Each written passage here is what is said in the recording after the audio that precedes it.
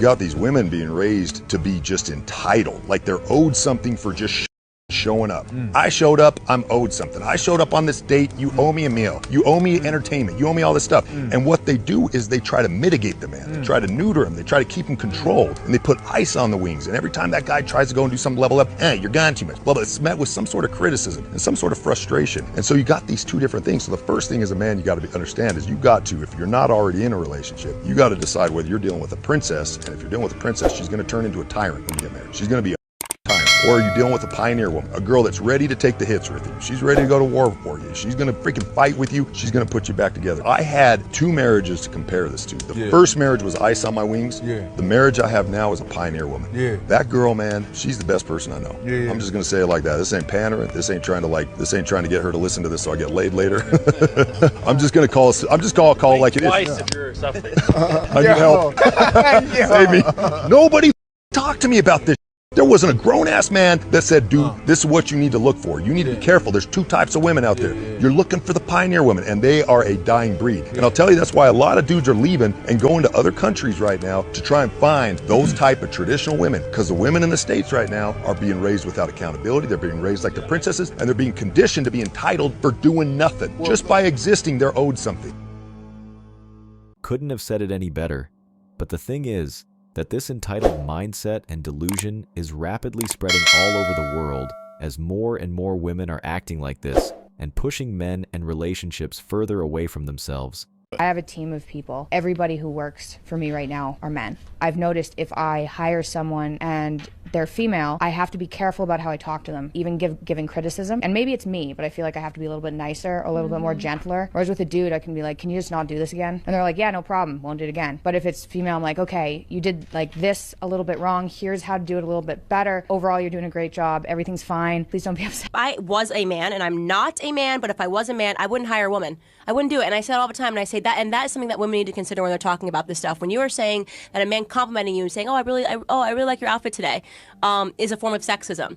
If you're a man, why hire a woman, right? So you fought all this time to be able to get into the workforce only to say these are going to be the rules. You know, if you say anything, even if you compliment me, if you look at me, anything, I'm going to have a reason to fight you. And by the way, you're going to want to settle and pay me because even just the stain of an accusation is enough to ruin men. So if you're a guy, right, in this society, in this Me Too environment, in this litigation-rich environment of misogyny and sexism and all of these claims, what is the value add? What's the risk? You know, the benefit and the risk. I can't. As it is common knowledge nowadays that the state of relationships for men with women or just any interaction in general is just so bad, and that the risks outweigh the benefits by a country mile, that men would neither hire women nor talk to them. It still hasn't hit me. He's the ordinary Joe who just hit it big, really big. Mike Worski won $273 million in the New Jersey Mega Millions jackpot. The 54-year-old winner is really enjoying his newfound celebrity status, but he's also finding himself in a bit of a pickle. Mike got divorced just 5 months ago. Now everybody is asking, will he give his ex-wife a share of his... Why is anyone asking this stupid question in the first place? Because as far as anyone knows, he is a single man and has no obligation to share his winnings with anyone, and it would be the same if his ex-wife had won the lottery as well, because she wouldn't share it with him as well. Why are all men trash?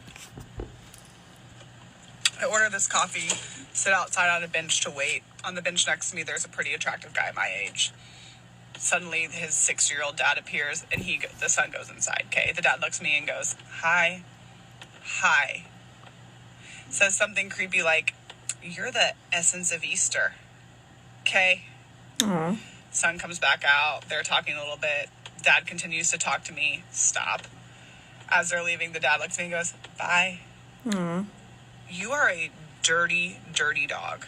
What's crazy is so many women that are hitting the wall have so much to say about how men approach them, but then if men are not approaching them, then that's also a problem. It's like men need to court me, men need to lead, men need to make the first move, but when they do, then they're called pieces of shit. And this is a perfect example. Why is he a piece of shit? Because the way that you wanted him to approach you, the way you had it conjured up in your brain, because he didn't read your mind on how you wanted to be approached, now he's trash and all men are trash. Make that make sense. I'm just at a point where I don't even think that women understand what the fuck they want, because if men don't approach them, it's a problem. But then when they do, that's also a problem. And the solution is really that women should approach men if they're interested in them. But the reality is women are never going to do that because they cannot take rejection in the same way that men do. Point blank, period, because women think that they're entitled to all of this attention and they can't even fathom being rejected. But it just is so embarrassing for the good women left in the world that women come on the internet and say all men are trash simply because he said something that maybe you found creepy, but laugh it off. Get to know him. Maybe ask for his name or his number. You found him attractive. And again, where's your initiative? If you found him attractive, you could have easily flipped it and made it a really good conversation and gotten to know him. But instead, you decided to come on the internet and call. Men are damned if they do something and damned if they don't do something. There is no winning for them with modern women. And the thing is, they can continue to express themselves because they are only making themselves more unapproachable. And as more men go walking away from them, they will only regret their actions in the long run. Can we talk for a moment about Me Too? You've rejected the idea that we should always believe the victim in a rape Well, that's accusation. obvious. That's yes. what happened in the lynch cases in the 1950s in the United States. The victim was always believed. Yes, and I was going to say that's fair enough. But why not accept the situation as being the victim deserves to be treated as if she's telling the truth in our attempts to get at the truth, and in doing that, we do our best not to re-victimize her. Because that isn't how the adversarial system works, and I don't think But that we why have not advocate for that? Because Rather the than adversarial system is a very effective judicial system, and it's certainly the case that among crimes that are falsely reported, crimes are at the top of the list. So there is no believing the victim. There's no reason for people to assume that when they enter the criminal justice system that they're going to be treated with kid gloves or treated easily. Is this reporter even listening to what he is saying? Because by the looks of it, he is just trying to say that women should be believed no matter what, which in other terms means that a man should be incarcerated even if he is innocent. And that is actually the case in today's world, as women are throwing accusations on men left, right, and center. Yeah. Since the Me Too movement, I would never recommend any man to be speaking to any one of his colleagues because it comes at a huge risk. If she likes your advances, it's going to be all fun and games. If she doesn't, she's going to be at Karen and HR in the morning and you're losing your job, but they're telling you about workplace misconduct and inappropriate behavior and stuff like that because it's been changed so far and men have to protect themselves. And you know, I think... But isn't that hypocrisy? Why is it that if a woman fancies you, your advances are okay? Yeah. But if she doesn't fancy you, then it's deemed as something that is negative. It's because Does that mean that we've forgotten how to have discernment as women? Yes, because what's happened now is, like what Pearl said, is like someone is going to say to you that was